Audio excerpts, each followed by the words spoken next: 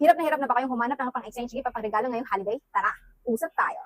Hi mga kuwais, Ma'am Shin, dito na naman ang inyong maming kuri-kuri.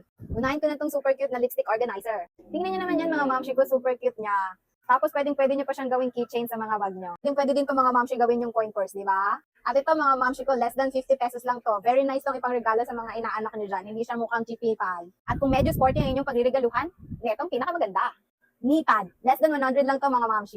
Super spandex yung material niya at napakakapal, pati itong kanyang foam. At kung meron kayong mga kumaring medyo chubby-chubby at medyo belly-belly, ito naman ang pinakamaganda.